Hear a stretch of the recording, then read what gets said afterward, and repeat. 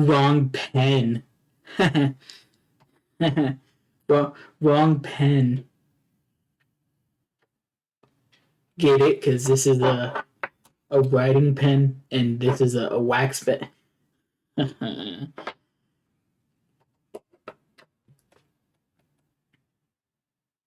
Yo, what be the drip? YouTube, it's your boy. It's your boy. Oh shit, your camera, I forget. It's your boy Zack, and I'm back with Zack Reacks, and today, sorry, I've been watching too much of my channel trailer, which y'all should go check out, man. Shout out Jason Reynolds, my man's awesome. Grandma, yeah, y'all got it. But today we got tabled bluff pass card control plus steal performance and tutorial. Judging by this screen, y'all should already know who it is. But if y'all don't, it's by Card Tricks 8. I just told you because DERIK, I would say probably top 3 greatest friend I have for sure. No one's better. He's definitely top 3. So basically, what I'm saying is below him is 4th place. He's 3rd. Yeah, I rate my friends. That's how difficult I am. They can either stay friends with me or love my lists. No, I'm just kidding. Yeah, we got him today. I don't know what the fuck I'm saying, but before we begin, please don't forget the original link is left in the description down below, so you guys can go check it out for yourselves and like it up. Speaking of liking it up, there's a like button, a subscribe button, and a notification bell at the bottom of this video. You guys can click them if you want to. You don't have to if you don't want to. It is totally up to you. But if you do decide to click them, just remember that we keep it real here. So if you fake, if you alien, get the fuck out. I don't want to see you liking, I don't want to see you subscribing, and I don't want to hear the bell ring from any fucking haters, alright? 300 subs on my Card Trick channel. I'll do 24-hour live stream. Y'all know where to click. Click that magic link. It'll do magical things.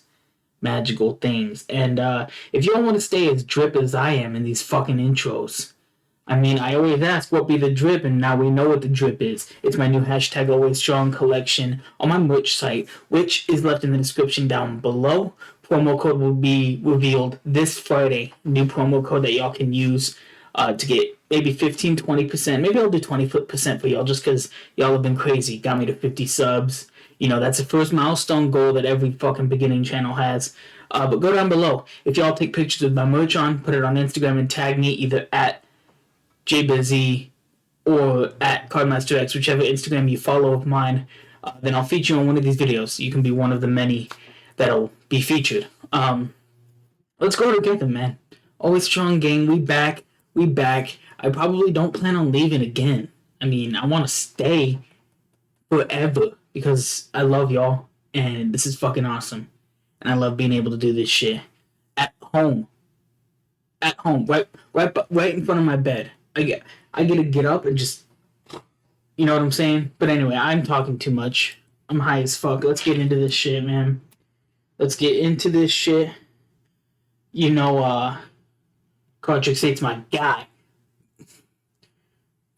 You're not doing me any favors here. Your last video was half an hour long. And now this one's 17 minutes. I mean, come on, man. Come fucking on. You're not giving me any favors here. You really aren't. You really are not doing me any favors. What's up, everyone? Card Trick 8 here. In this video, I'll be performing a really cool version of Card to Wallet and teaching you an incredible versatile card control plus steal used in the trick. Enjoy. Deck used. Green Cherry Casino. Bluff pass tutorial. Do you want to learn the full card to wallet routine that I performed? If so, buy the FPS wallet here. Follow me on Instagram. Whatever. Make sure you like, comment on the video. Done all that. We're closing in on 500 subs. Yeah, you guys love him a lot. 481, man. 481. He's beating Josh by more than 100. He's beating me by more than 200. So, fucking go like him, man. Go like him up, man. Shout out to him. Let's go.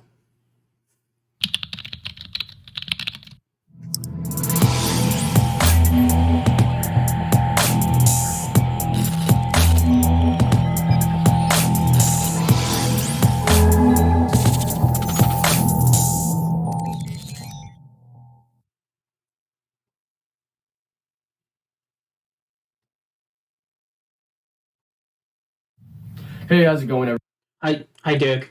everybody? It is Cartrix8 here, and welcome back. Sincerely yours, Stan. I love your jacket, bro. I need one.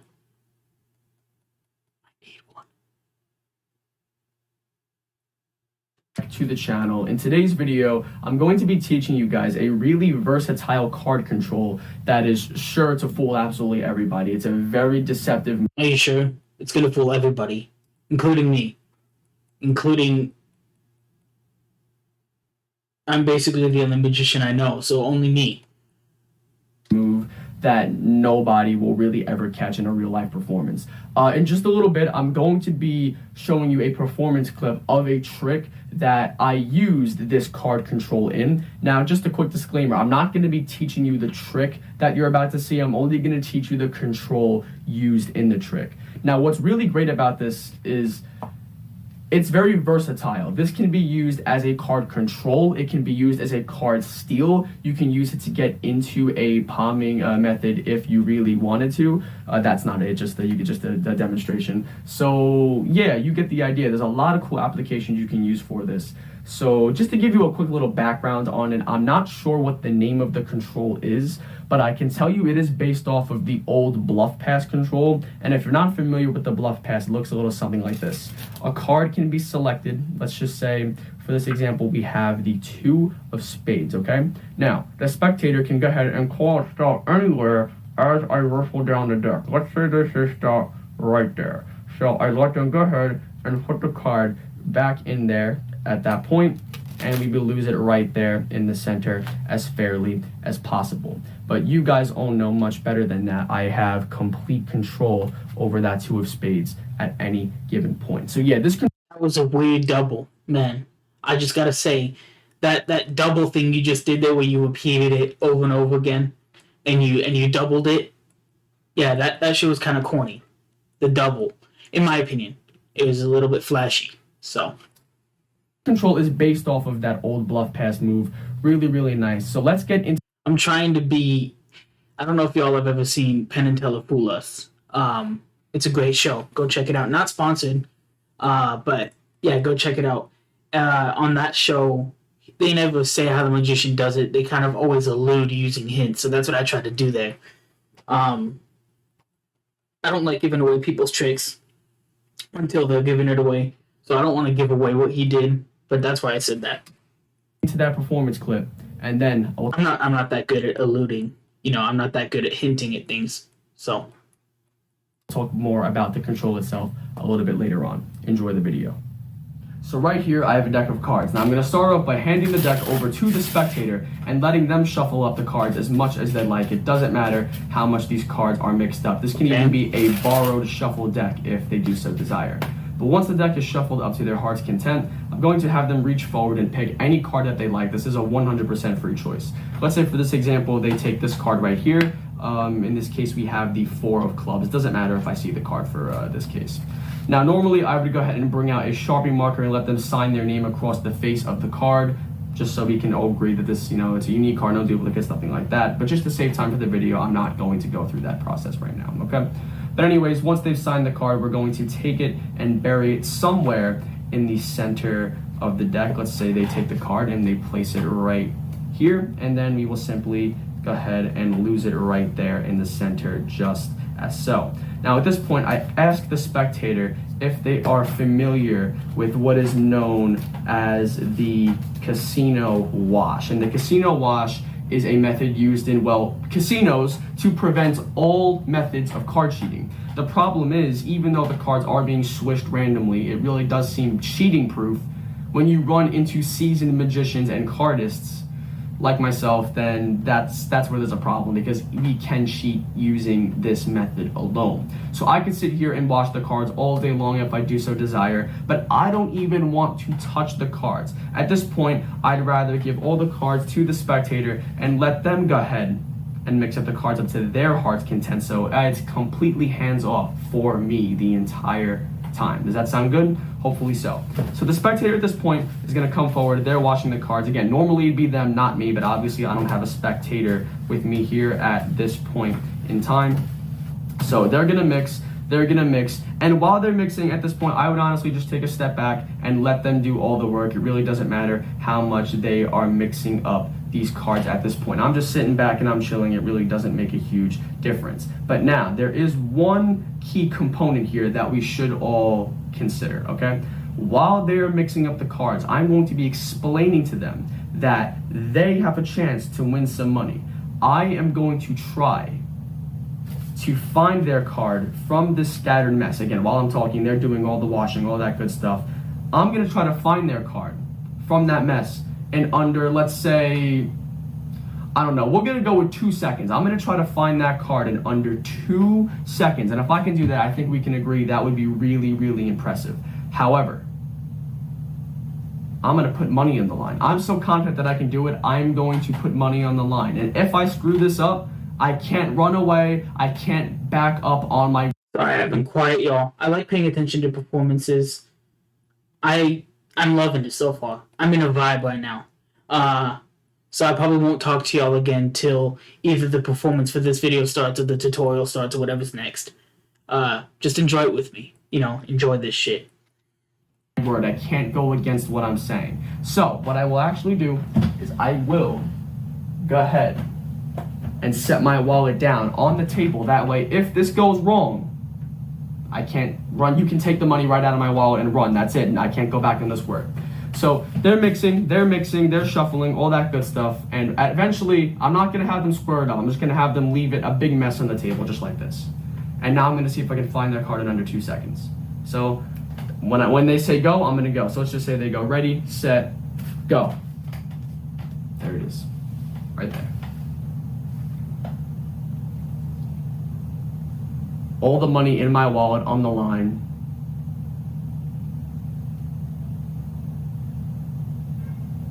That's it wasn't the 6 diamonds, was it? This wasn't the card. I didn't say how many tries though. No, that's I did say if I could not find your card, then the money would be yours. So this was not a success. To be honest, I don't even know how much money I have inside my wallet to whatever. The spectator can go into the wallet and they can go ahead and take all the money. But before the money, they might even notice there's actually one card there that is encased inside of the ID compartment inside of the wallet. The spectator... That's our new vocab word for the day. Not vocab, but that phrase was just funny to me. Put hashtag ID compartment in the fucking comment section here. Here's what we're going to do. We're going to add a text here. Hashtag ID compartment. Hold up. Hashtag ID compartment.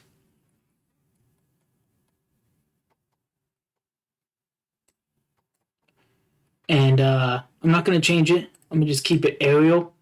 And we're going to put that as our fucking hashtag of the day here.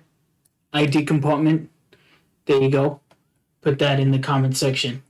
I want to see like 25 of them. So let's go. Themselves can go ahead and remove this card from the wallet.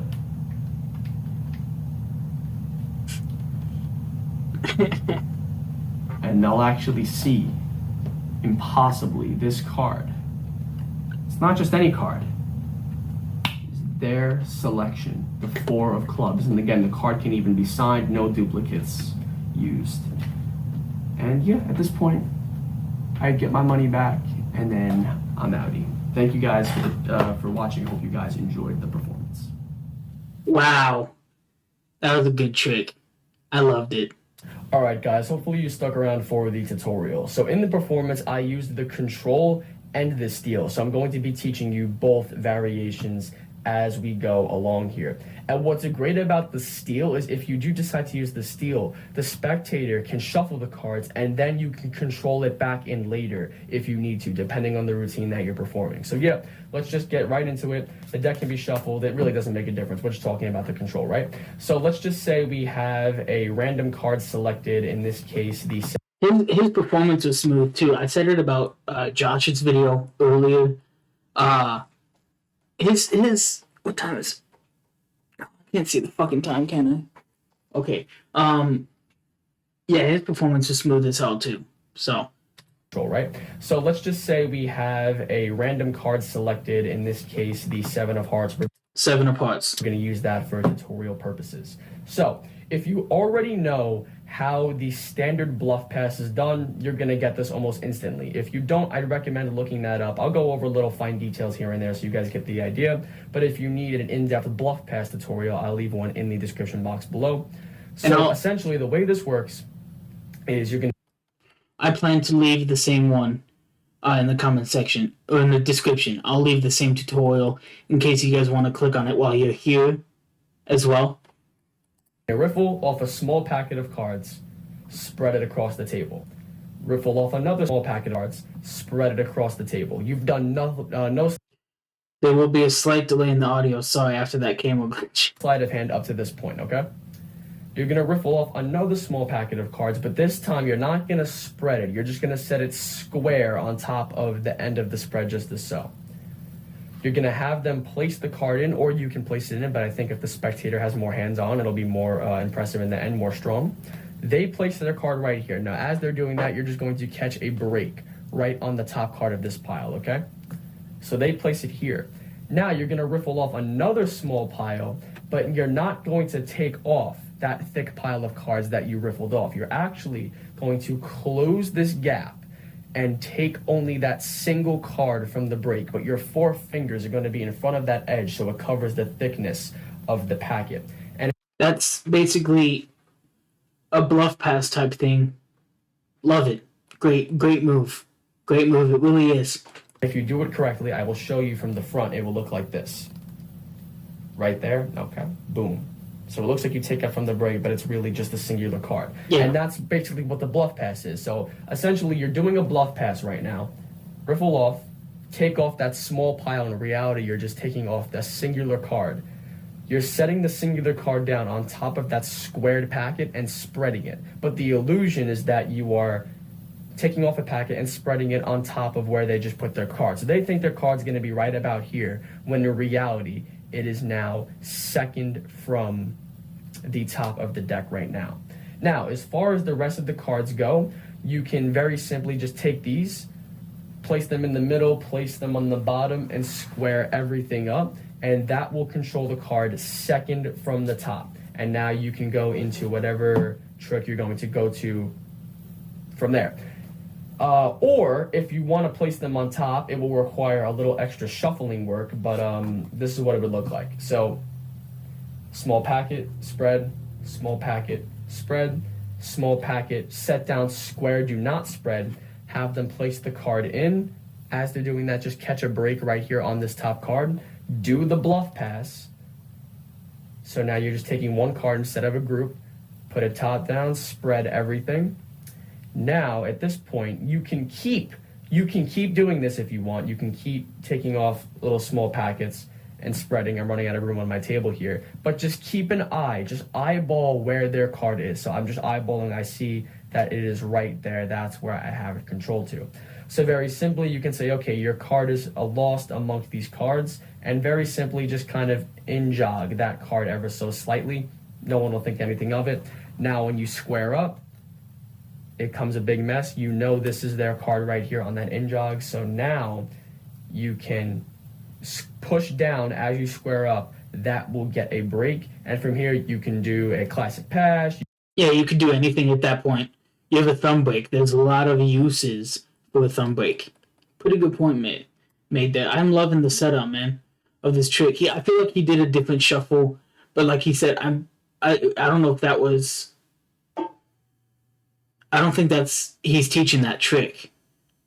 So the trick has nothing to do with it, but in the trick he did a different shuffle than he just showed us. So you can do turnover pass, you can simply just do some cuts, and you can get that card directly to the top if need be. If you still want it second from the top, then you would just in-jog not their card, but the card right above it, and push down on that point, if that makes sense. So that's essentially the control in a nutshell. That's all it is. It's very, very easy to do. Now, as far as the steal, this is going to take a little more work, but it's nothing too difficult to do. So we have the 7 of hearts again we're using. So again, we're here, small packet, spread, small packet, spread, small packet, set down square, do not spread, have them place the card in, get a break as you do, riffle off a small packet, but do the bluff pass, don't take a packet, just take one singular card, set it down, then spread. And now, for the steal, you're going to take off a couple packets, and you're not going to set it on top or the bottom. You're going to kind of set it in the middle, just as so. And then I like to mix up these cards, and now I talk about the casino wash, because you're going to steal the card under the guise of handing them the cards to shuffle. So I take a couple cards here, and now, very smoothly, I just pull over this top card because I have it controlled second from the top right now, and I just throw it underneath. I take these cards, throw them in the middle, move some cards from the bottom, and throw them in the middle. I'm kind of doing that as I'm explaining the casino wash, so everything is completely justified, okay? So, you've done that. Now their card is right here on the top. They have no clue. They think it's somewhere in the middle underneath all these cards. So you're gonna explain the casino wash, and you're going to tell them to start shuffling. Now, as you do that, you're going to say, I don't want to touch the cards. You're going to do all the mixing. So you're going to be pushing the cards toward them. And essentially, you're going to pull your hands back casually, and that's how you're stealing the card. Yeah, like he did in the trick. So you're going to take your, in this case, it is my left hand because I have spreading toward the left. But if you're spreading this way, then it'll be your right hand. You're going to put, not your palm, but I feel like I can spread both ways. like the base of your hand right here, toward the top of their card. So like right about here, toward the top of the card. The other hand can just go wherever. You're gonna push everything forward toward them and say, here, shuffle. And now as your hands come back, all you're doing is you are sliding this card back and dropping it into your lap. I don't have my lap situated right here, so it would fall to the floor. But all you would do is literally let it fall. It literally just falls into your lap, and that is how you steal the card. There's just a couple little things you want to note when doing this. So you have the cards here, you're pushing forward again. Now, as you come back, one key thing, do not look at this hand. It's kind of a natural instinct. You want to look at what you're doing. Do not look, because if you're staring at this hand as it's coming back, that's a dead giveaway as to what you're doing. So do not look at your hand. You can either look the spectator in the eye, or you can look at the big pile of cards as you're pushing forward. Just make sure when you come back, your eyes either stay there at this pile, or now once you come back, you look up at them. Do not look at this hand while you're pulling the card away. I don't know if he knows this. I don't know if he knows this or not. Not many people look at the eyes of the magician. Most of the time, they're looking at the cards. So it's not a huge deal. If you're not, like, sitting there staring at it, like, then it's fine. But if you glance at it while you're doing it, it shouldn't be that big of a deal. No one's going to fucking notice. Eyes move all over the place anyway. A little bit of misdirection, and it looks absolutely beautiful. Looks better in real life than it actually does on camera. So you're pushing forward. You're pulling back. Again, make sure you do not look at this hand while you are doing so. And all you're doing is just letting it fall back. Maybe not the way back. Don't look at it, but when you're still pushing it forward, right as you push it back, it's cool to glance at it. But don't stare at it through the back, I think is what he's saying, as you're pulling it back. And dropping. And one other quick little tip that I will give you is keep your fingers open. You may be scared to do this, but you need to realize you're not covering the card like this as if you're going to palm it. The base of the hand is at the front of the card. So when you're sliding it, you can see it's sticking out a lot from the back, which means nothing is going to be visible from the front. So you can have windows in your hands.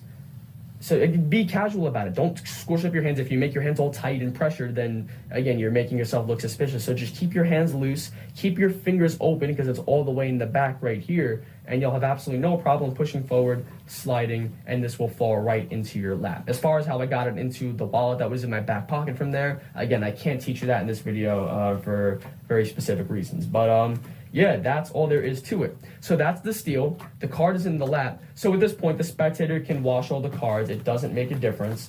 So for the performance, like I mentioned, I was able to sneakily get it inside of the wallet, but maybe you're not doing a card to wallet. Maybe you're just using this because you want them to think that they are shuffling their card into the deck. So they're doing that. The card has been stolen. Now, while this card is in your lap, it's very easy to go ahead and just put it into a palm position. Not that hard to do whatsoever.